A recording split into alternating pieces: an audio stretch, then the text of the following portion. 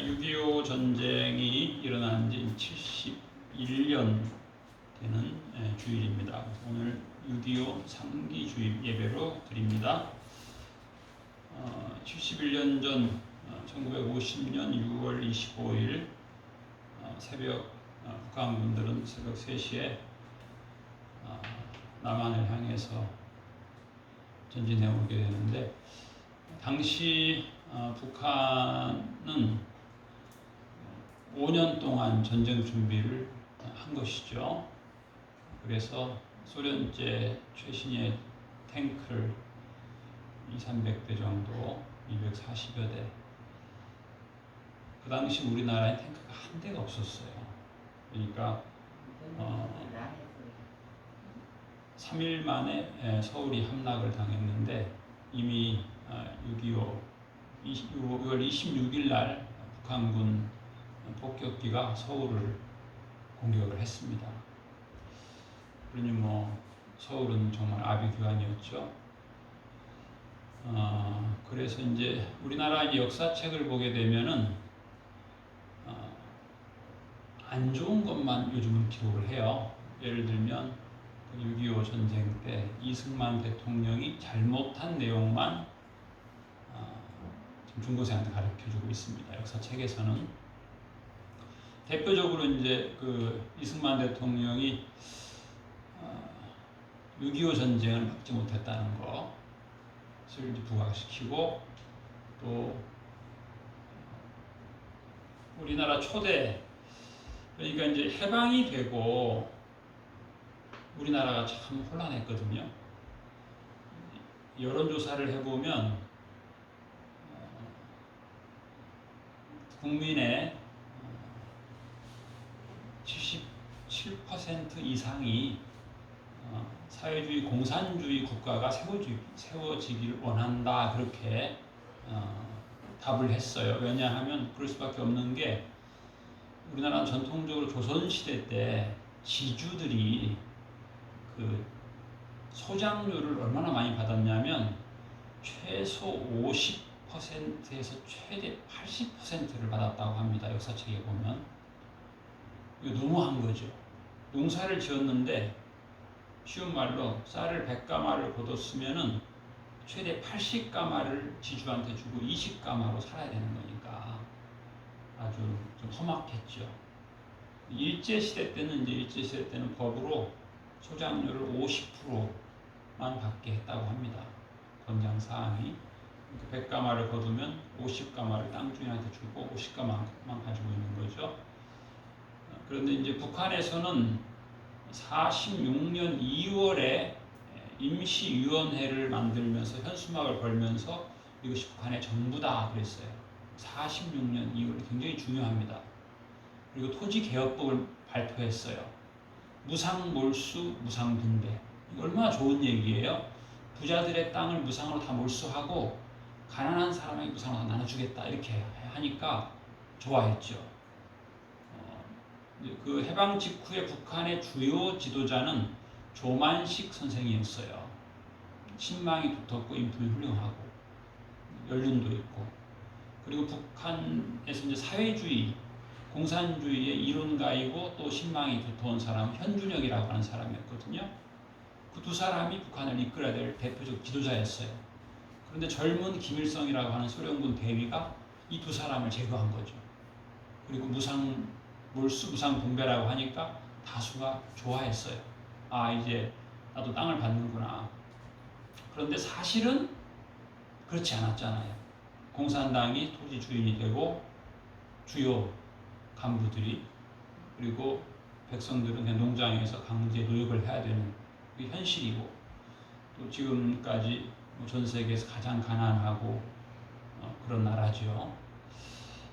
그렇지만 김정은은 세계 최고로 비싼 벤츠 차를 여러 대를 가지고 있고, 이런 걸 보게 되면, 근데 이제 그 당시 해방 이후에는 사람들 생각이 어떠했냐면, 참 이상한 게, 레닌이 1917년에 혁명을 하면서 러시아 땅이 우리나라의 약 250배나 되는 넓은 땅인데 마찬가지죠. 무상 몰수해서 무상 분배하겠다고 하니까 사람들이 동조한 거죠. 그리고 북한은 홍보 능력이 뛰어나죠. 공산당은. 코민텔은 스탈린이 뭐라고 홍보했냐면 레닌도 그렇고 전 세계에 압박받는 피지배민을 해방시키는 역할을 공산당이 하겠다. 그러니까 세계적인 여론이 좋았어요. 공산당을 받아들이면 피압제, 특히 우리나라 같은 경우 압제당한 민족이었고 당시에 전 세계적으로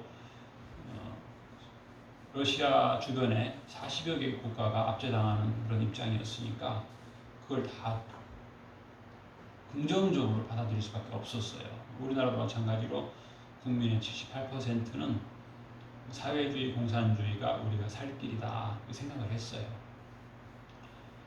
당시 이제 북한 노동당은 김정일이 집권했지만 남한에서는 6.25 전에 박헌영이라고 하는 사람이 남노당 대표인데 그 당원이 약 100만 명이었으니까 대단한 거죠.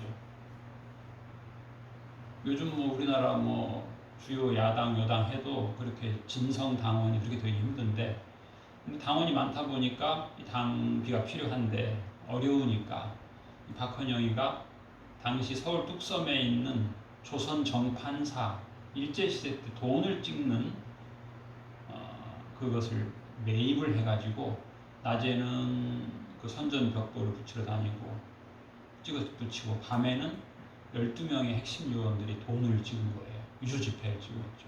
유조지폐를 적당히 찍었으면 괜찮은데 너무 많이 찍어가지고 그게 이제 인플레이션, 사회 불안을 야기하려고 그런 거죠. 박헌영이가. 박헌영이라고 하는 사람은 어떻게 보면 좋은 사람이에요. 사상이 부자들 거 뺏어서 가난한 사람, 다수의 가난한 사람에게 나눠주겠다고 했으니까 우리나라에서도 굉장히 좋아했고 심지어 우리나라 군인들 중에는 제가 고등학교 다닐 때만 해도 대학 갈 형편이 안 되는 사람들이 사관학교에 많이 갔어요. 가난한 사람들이. 군인들도 마찬가지죠. 육군 사관학교 간 사람들 대부분이 어려운 사람들이거든요. 그래서 저 나중에 조사해 보니까 군 내부에 공산 당원이 약 10,000명 정도가 있었어요. 왜 그걸 찾게 됐냐면 여수 순천에 있는 14연대 반란 사건이 있었어요. 그 직전에 뭐가 있었냐면 제주도에 4.3 사건이 있었는데 물론 이 4.3 사건에 대해서는 무고한 양민이 많이 죽었어요. 그런데 이제 그것을 일으키는 것이 누구냐면 박헌영이가 월북해서 해주에서 김달삼이라고 하는 공산당원이죠. 핵심 당원인데 일제시대 때 육군 장교였어요. 근데 우리 역사책에는 이제 이승만 정권이 친일파들을 중요 요직에 대거 등용한 친일 청산을 못한 잘못이 크다. 그렇게 이제 기록하고 있는데 이제 북한의 주요 장관급의 사람들 명단하고 남한의 주요 장관급 인사를 보게 되면 남한의 주요 장관은 90% 이상이 독립운동가들이에요. 독립운동가들. 그런데 이제 대표적인 일본 시대 때 그 공무원들을 사용한 거죠.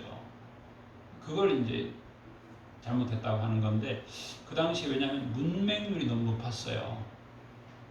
그러니까 일제 시대에 교육받은 사람을 다 빼고 순수 이제 독립군의 자손만 데리고 나라를 운영하기에는 어려움이 있다. 행정을 진행할 수 없다라고 그 당시 미 군정청이 결론을 내렸어요. 이 혼란한 사회를 수습하려면 그래도 행정 경험이 있는 사람이 필요하다.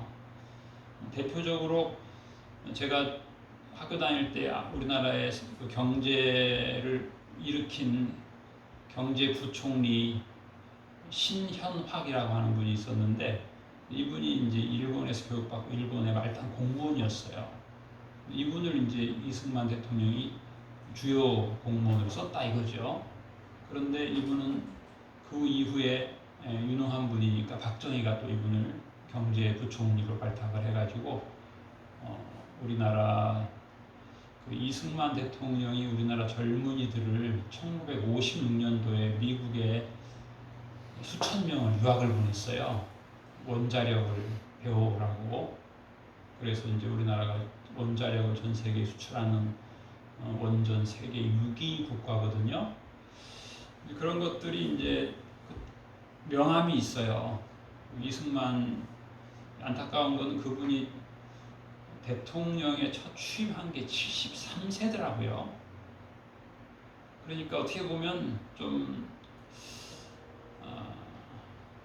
뇌 기능이 그렇게 최상은 아닐 것 같아요. 내가 볼 때. 그러다 보니까 좀 잘못한 점이 많이 있죠. 대표적으로 이제 그 개헌, 1차 개헌이라고 하는 게 있어요. 뭐냐면 이승만은 개헌의회 198명의 국회의원이 이승만을 뽑았거든요. 그런데 개헌을 한 거예요. 국민이 뽑는 걸로, 직선제로. 거기에 대해서도 이제 안 좋게 얘기를 많이 하는데 국민이 직선하는 건 좋은 거잖아요. 그렇죠? 그러나 그 목적이 재선하기 위한 거다. 원래 단임제였는데 국민 직선제로 바뀌면서 초대 대통령은 중임을 더 하도록 이렇게 헌법을 고쳤다. 그래서 나쁜 사람이다. 이렇게 많이 얘기하는데 이제 우리나라 이제 주요 역사학자들의 약 80%는 이렇게 이승만의 잘못된 점만을 부각을 시키는 책을 많이 써요. 그리고 약 20% 정도만 잘한 것도 있다. 못한 것도 있지만 잘한 것도 있다. 그런데 이제 교과서에는 100% 잘못했다. 잘한 건 하나도 없다. 이렇게 기술을 하고 있어요.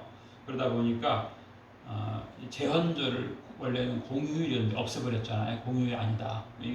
요즘에 그래서 초등학생 6학년들은 우리나라 대한민국은 잘못 태어난 나라다. 그렇게 얘기를 합니다. 이렇게 배웠으니까. 태어나지 말아야 될 나라가 태어난 거다. 그렇게 얘기해요.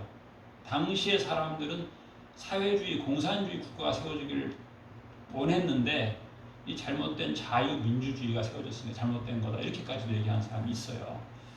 이런 것들이 이제 좀 지나친 면이 있죠. 근데 이제 북한은 그렇게 해서 토지개혁법을 46년 2월 달에 공포를 했고, 그 다음에 이제 이승만 대통령이 가장 비판받는 것은 46년 6월에 정읍 발언을 했다는 거예요. 북한은 이미 46년 2월에 토지개혁법을 해서 무상 몰수를 하게 됐으니까 그걸 자기들은 이제 임시위원회라고 하지만 그 옆에는 또 큰 간판으로 임시위원회는 북한 정부다 이렇게 써 있거든요. 그러니까 정부를 거기가 단독으로 세운 거예요. 그런데 이제 우리나라 역사학자 중에 다수는 이승만 대통령이 46년 6월 달에 정읍에서 남한만 임시 선거를 해야 된다라고 말했기 때문에 남북이 분단이 된 거다. 북한은 남과 북이 같이 단일 정부를 세워야 된다고 얘기했는데 이승만이 그걸 분단을 선언했으니까 이승만이 분단의 원흉이다 이렇게 얘기하는데 이승만이 원흉이 아니고 이미 북한에서 그렇게 한 거예요. 그리고 이제 순서가 뒤바뀌었는데 이제 우리가 이제 오늘 주제는 그겁니다. 내 백성을 위로하라. 내 백성을 위로하라. 하나님께서 하시는 말씀이에요. 하나님께서 내 백성을 위로해라. 그리고 하나님을 보라 하라. 그 다음에 이제 2절에 보면은 너희는 예루살렘의 마음에 닿도록 말하며 그곳에게 외치라. 그 노역의 때가 끝났고 그 죄악이 사함을 받았느니라. 그의 모든 죄로 말미암아 여호와의 손에서 벌을 받았느니라 할지니라. 우리 이제 10여 년 전에는 이 표현이 어떻게 되어 있었냐면 2절 말씀이 너는 예루살렘에 정다이 말해라 이렇게 되어 있어요. 옛날 성경이죠. 정답게 말해라 이렇게 돼 있어요. 근데 이제 영어 성경에는 텐더, 부드럽게 말해라 그렇게 돼 있고, 핵심은 내 백성을 위로하라. 위로하라. 그러니까 위로하는 말을 해라. 정답게 말해라. 부드럽게 말해라. 여호와 하나님을 보라고 말해라. 우리가 오늘 본 열왕기상에도 그 말씀이 있죠. 또 여호와의 구원하심이 칼과 창에 있지 아니함을 이 무리에게 알게 하리라. 하나님의 구원을 백성에게 알게 하리라. 이게 이제 다윗의 마음이에요. 전쟁은 여호와께 속한 것인즉 그가 너희를 우리 손에 넘기시리라. 사실 다윗은 소년이에요. 어린 소년이고, 골리앗은 완전 무장한 거인 장군이에요. 블레셋은 대제국이에요. 이스라엘 백성의 힘은 나약했어요. 성경을 자세히 보면 이스라엘 나라에 칼이 딱 한 자루 있었다고 돼 있어요. 얼마나 국방이 빈약한 거예요. 우리나라는 탱크가 한 대도 없었어요. 6.25 때. 그러니까 골리앗 앞에선 다윗처럼 물리적으로 너무 연약했어요. 그 당시 이제 말로는 우리나라의 군인이 10만 명이라고 되어 있는데, 북한이 이미 6.25 전에 전라도 지방으로 사단 병력을 침투시키고 그랬기 때문에 분산되어 있었어요. 북한은 6.25 때 38선을 12만 명이 넘어온 거예요. 미군의 전사자만 5만 명이 넘었고요. 부상자 합하면 17만 명이에요. 왜냐하면 중공군이 100만 명이 개입을 했잖아요. 그러니까 그 6.25 당시 우리나라는 참 연약했어요. 하루 만에 북한군 비행기가 서울에 총을 쏘고 폭탄을 터뜨리니까 우리 미군도 놀랬고, 물론 이제 그 여러분들이 6학년 때, 초등학교 6학년 때 역사서에 보면 그렇게 돼 있어요. 6.25가 왜 일어났냐? 미국의 국무장관 애치슨이 방어선을 대한해협에 쳤다. 그걸 휴전선에 쳐야 되는데 방어선을 대한해협에 쳤기 때문에 북한이 침투할 자신감을 얻었다. 그렇게 돼 있죠. 근데 뭐 그걸 미국만 탓하겠어요? 우리가 방비를 너무 못한 거죠. 해방 이후에도 우리가 참 아주 위태로웠습니다. 그래서 결국 우리나라가 유엔 선거위원단이 북한과 남한에 가겠다고 했는데 북한이 거절했어요. 오지 마라. 우리는 오라고 했어요. 그래서 이제 우리가 선거를 하게 되는데, 당시 이제 박헌영이, 이건 요즘에도 시사하는 바가 있어요.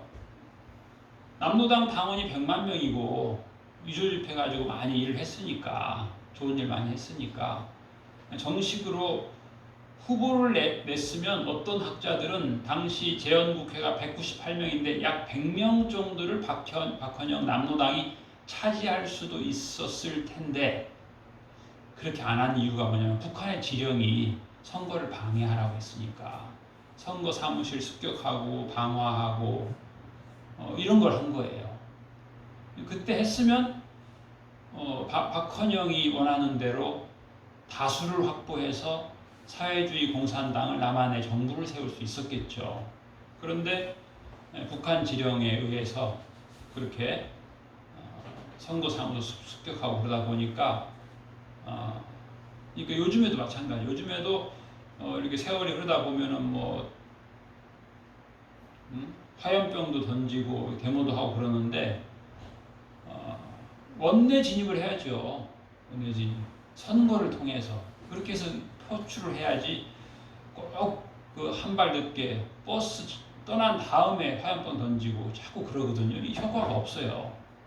그래서 선거를 통해서 민주주의에 꽃을 피우려고 해야지, 이 화염병을 통해서 하는 것은 참 너무 힘들어요. 그래서 우리나라 해방 직후에도 참 어려웠어요.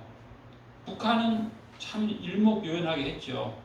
북한은 일본군이 노고간 무장 해제시킨 무기를 소련군이 다 김일성에게 주고 소련군 무기를 많이 주고 그래서 우리가 열세였고 그 당시 6.25 직전의 경제 사정이 어떠했냐면 남한의 경제 규모와 북한의 경제 규모가 북한이 40배 높았어요. 심지어 압록강, 수풍, 백두산 발전소에서 전기를 많이 만들었는데 거기서 전기를 끊으면 남한은 전기가 없었어요. 그 정도로 남한은 가난했고 북한은 모든 산업 기반이 거기에 다 있었어요. 40배나 많은 능력이 북한에 있었던 것이죠. 지금은 북한은 우리나라의 100분의 1도 안 되죠.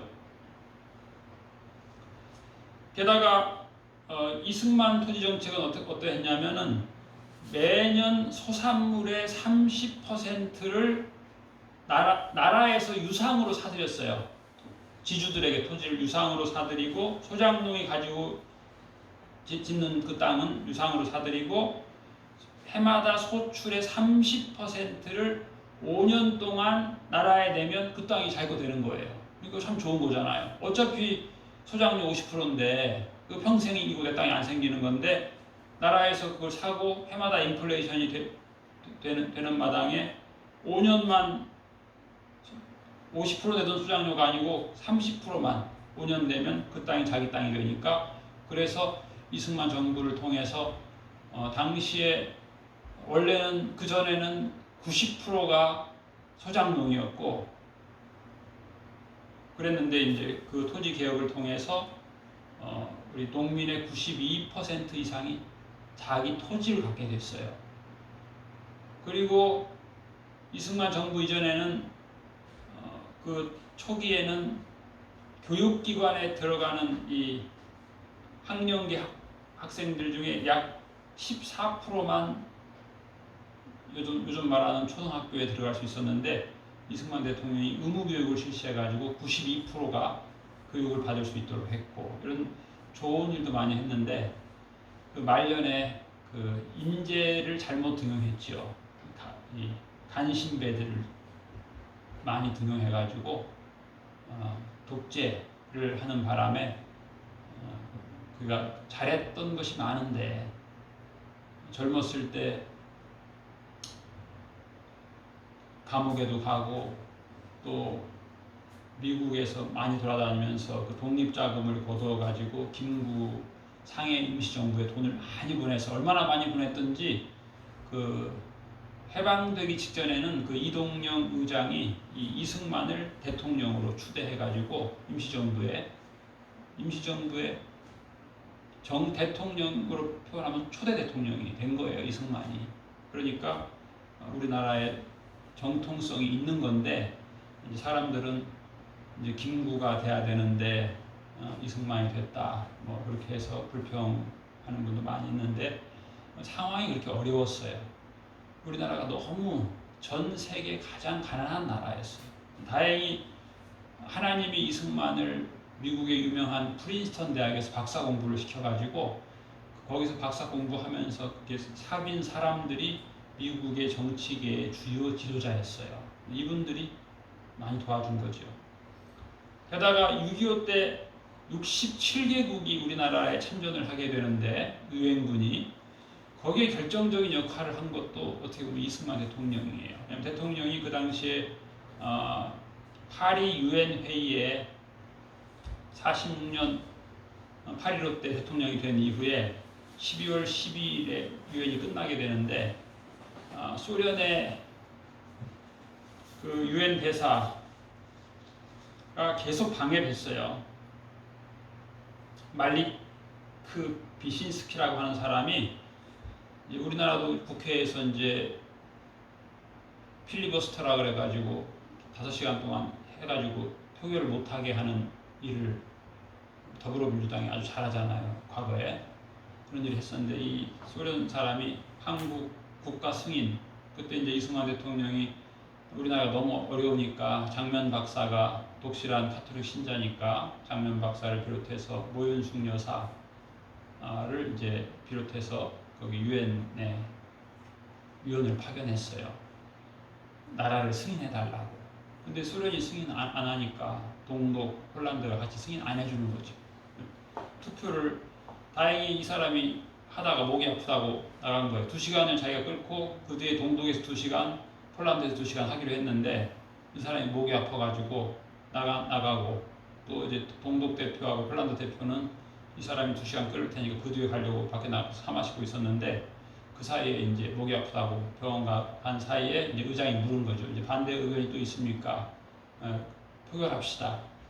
48대 6으로 우리나라가 이제 유엔에 국가 건국을 승인받은 거예요. 북한안이 올라왔는데 북한안에는 48명이 반대하고 6명이 찬성했죠. 이것이 있었기 때문에 이제 6.25가 터지고 우리나라가 부산만 남겨놓고 다 점령당했잖아요. 그랬는데 이제 유엔군이 참전할 수 있는 거예요. 왜? 우리가 유엔 가입국이니까. 그리고 북한은 가입국이 아니니까 이제 무법 집단이 쳐들어온 것이다. 이렇게 된 것이죠. 이 유엔 승인이 안 되면 유엔군도 못 오는 거죠. 그리고 이제 북한이 서울에 3일 만에 서울 함락했는데 거기서 3일을 있었어요. 왜? 박헌영이가 그랬거든. 원래 스탈린이 너희가 남한을 침략하면 미군이 가만 안 있을 텐데 그랬다 그래요. 그러니까 박헌영이가 100만 당원이 있기 때문에 서울만 점령하면 전국에서 봉기가 일어날 겁니다. 군 내부에도 10,000명의 공산당원이 있습니다. 그랬는데 그게 없었던 거죠. 왜냐하면 그 전에 순천에 14연대가 반란 일으킬 때 그 지창수 상사가 주동자예요. 이제 배를 타고 제주도에 가서 4.3 사건을 정리하라고 했는데 이 사람이 공산주의자예요. 우리가 이것을 하면 안 된다. 역사적으로 제주도는 어떻게 보면 참 의로운 땅이에요. 몽고 원나라의 침략을 최후까지 버텼잖아요. 그때도 무태서 최영 장군이 와서 진압했거든요. 그러니까 제주도민에게는 이 서울 정권에 대한 반감이 수백 년 있었던 거예요. 게다가 다행한 것은 김대중 대통령이 취임했을 때 AP통신 기자가 인터뷰했어요. 제주 4.3 사건에 대해서 어떻게 생각하십니까? 근데 김대중 대통령이 말을 잘했어요. 김달삼, 박헌영이 사주한 김달삼을 중심으로 한 공산주의 극렬 분자가 경찰서 습격하고 불태우고 그랬거든요. 그런데 그것을 진압하는 과정에서 양민이 무고하게 많이 죽었습니다. 이게 이제 김대중 대통령이 아주 간략하게 잘 요약한 거예요. 진압하는 과정에서 일제시대 때 순사였던 사람이 말단 순사가 경찰서의 순사가 된 거죠. 말을 타고 진압하다가 초등학생을 말발굽으로 다치게 하고 그게 이제 뭐 심하게 말발굽이 죽기도 하고 총을 무장한 공산당이 총을 쏘니까 같이 총을 쏘고 하다 보니까 참 많이 안타깝게 죽었어요. 근데 이제 서로가 두려운 거죠. 서로가 두려우니까 산에 가는 사람은 공산당 동조자로 알겠다. 가지 마라.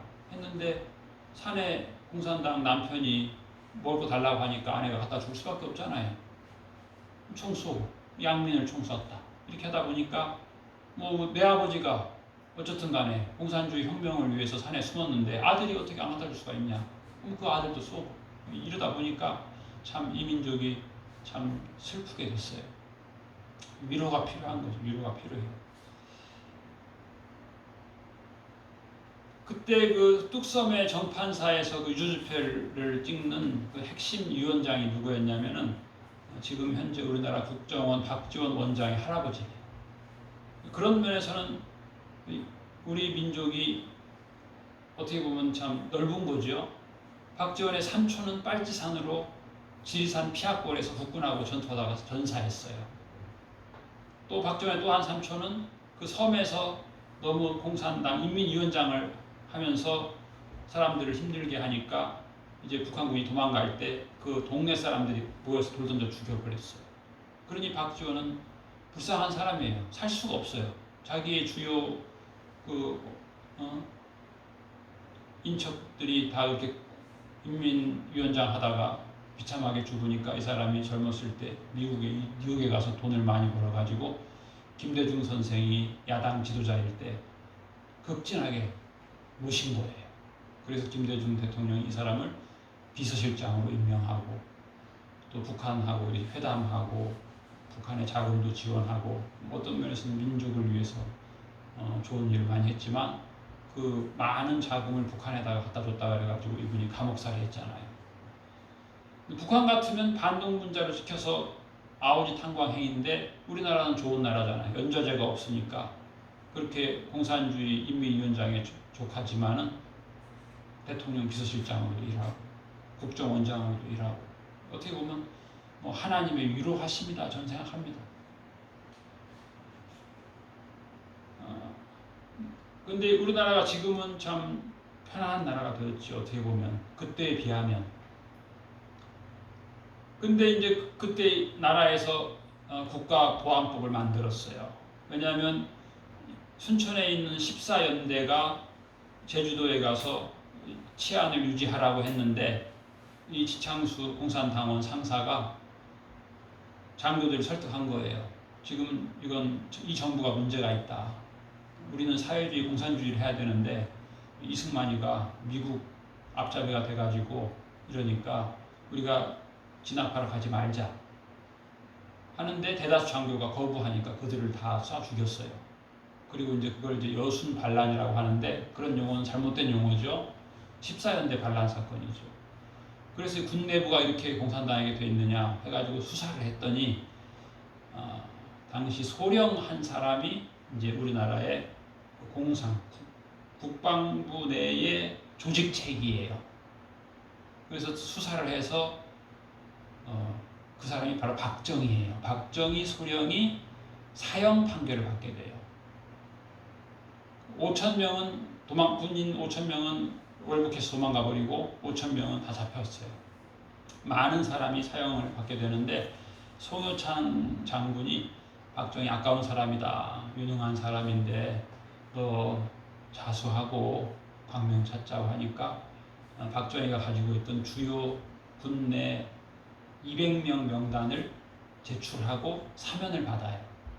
물론 그것을 또 요즘에 대한민국을 거부하는 역사학자들은 이 박정희가 참 나쁜 놈이다. 공산당원 군내 요직 200명 명단을 넘기고 살아난 배신자다. 그렇게 얘기하는데 뭐 배신자이긴 배신자이지만 그래도 이제 우리나라가 세계에서 가장 최빈국에서 경제가 발전할 수 있도록 물론 독재라고 하는 나쁜 것을 썼지만 그래도 그 상황에 경제가 전 세계 50개국 신생 독립개국 50개국은 지금도 혼란에 빠져 있어요. 지금도 피 흘리고 어려워요. 그래도 우리나라가 박정희 독재라고 하는 그 참 악한 것을 그 시기가 있었지만은 경제적으로 부흥하는 또 계기였기 때문에 잘못한 게 90%였다 할지라도 10%의 잘하는 것은 인정을 해야 되는데 인정 못해요. 하여튼 잘못한 것만 역사책에 지금 다 기록이 되어 있어요. 근데 이제 레닌이 어떻게 보면 잘한 게 뭐냐면 그 공산주의를 홍보를 참 잘했다 그래요. 홍보만 잘한 게 아니라 당시 상해 임시정부 김구 주석한테 금덩이를 요즘 돈으로 한 사람 약 200억 원에 해당되는 금덩이를 지원했대요. 독립자금으로. 그러니까 공산주의에 호의적이고 당시는 미국도 소련하고 굉장히 친했어요. 왜냐하면 일본을 무찌르는데 소련이 연합군이 됐거든요. 그리고 그 소련의 그 정치 체계, 공산주의, 사회주의를 미국의 다수의 정치가들이 좋아했어요. 물론 이제 그 뒤로 또 다시 또 서로 또 앙숙이 되긴 했지만 그러다 보니까 우리나라는 이 미국에서 이승만을 제거하는 작전을 2번이나 세웠다고 그래요. 암살을 할 거냐 어떠 할 거냐 이 정도로. 보통은 이승만은 미국의 앞잡이다, 미국에서 박사 공부했다 이렇게만 생각하는데 이승만이 꼭 그렇지 않았어요. 저희 장인어른이 방공포로예요. 그러니까 거제도에 굉장히 많은 포로가 있었는데 제네바 협정에 근거해서 무조건 100% 북한으로 보내라가 미소의 협의였어요. 그런데 이승만이 조사를 해보니까 저희 장인처럼 방공포로인데 자유민주주의를 좋아하는 사람이 굉장히 많았던 거예요. 그게 약 한 5만 명이 좀 넘었어요. 그런데 미국에서는 그 사람 5만 몇천 명을 북한으로 100% 보내라 그랬어요. 왜? 소련하고 그렇게 협의했다. 근데 이승만은 그럴 수 없는 거예요. 대한민국의 젊은이가 자유민주주의를 원하는데 어떻게 북한으로 보내면 그 사람 살 수가 없다고 하는데 그럴 수 있느냐 하니까 안 된다. 미국에서는 100% 보내라. 그러니까 이승만이 헌병대장하고 짰어요. 철조망을 미리 좀 잘라놓고 실로 이렇게 엮어놓고 어떻게든 방공포로 자유민주주의를 원하는 북한군은 다 해방을 시켜라. 그래가지고 그 사람들을 다 해방시켰어요. 해방시키는 과정에서 미군 군인들한테 고춧가루 뿌리고 총 뺏고. 왜? 탈영하면 미군이 총 쏠 수밖에 없으니까. 그렇게 해서 저희 장인이 살아난 거예요. 근데 이런 것들 때문에 미국은 굉장히 이승만을 싫어했어요. 왜 소련하고 미국이 결정한 사항인데 이승만, 이 약소국가의 대통령이 자기 마음대로 이렇게 하느냐. 이런 어려움들이 많이 있었는데 결국 하나님께서 다 사용하신 거예요. 이승만도 물론 사람이 교만하지만 악한 일 많이 하지만 우리 민족을 불쌍히 여기신 거예요. 위로하신 거예요. 36년 동안 일제에서 고생하고 또 6.25 전쟁 3년 1개월 동안 그 고생을 하고 그랬는데 하나님께서 도와주신 거죠. 유엔에 가입하게도 도와주시고 소련의 그 악한 대사도 아프게 하시고 다윗의 고백처럼 전쟁은 여호와께 속했다. 그래서 요즘도 어떻게 보면은 어떤 면에서 전쟁 상황이라고 볼 수 있는데 우리가 하나님을 바라보라. 오늘 말씀처럼 하나님이 그랬죠. 정답게 말해라. 하나님을 보라고 해라. 우리 스스로도 하나님을 봐야 되겠고 이 민족도 하나님을 봐야 되겠고 또 하나님의 위로하심을 바라봐야 되겠고 그래서 다시는 이런 비참한 6.25 전쟁이 이 땅에 다시 일어나지 않기를 우리들이 기도하고 하나님의 긍휼을 구하고 예수님께서 말씀하시기를 애통하는 자는 위로를 얻을 것이다 이렇게 말씀하셨어요. 예수님께서 우리를 위로하기 위해 오셨어요. 우리가 예수님을 의지하고 예수님 말씀을 따라 살면서 예수님의 위로를 받고 하나님의 위로를 받고 또 하나님 말씀처럼 요즘 세상이 좀 어수선하니까 너무 사람들이 폭언을 많이 쓰는데 좀 정답게 말하는, 정다이 말하는 우리 가정에서나 사회에서나 예수님의 이름으로 축복하는 이 나라의 민족이 다시는 어려운 일 당치 않기를 기도하는 겸손히 기도하는 우리 6월 호국의 달이 되기를 축복합니다. 기도하겠습니다.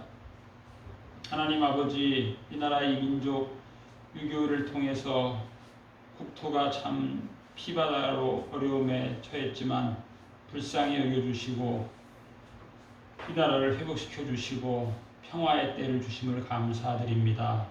저희들이 다시는 교만하고 죄악 가운데 빠지지 않게 하옵시고 하나님의 심판받는 민족 되지 않게 하여 주옵시고 하나님의 긍휼을 받고 하나님의 위로를 받고 오직 하나님을 바라보고 예수님을 바라보며 예수님의 위로를 받고 예수님의 위로를 베푸는 복된 삶을 살게 하여 주옵소서.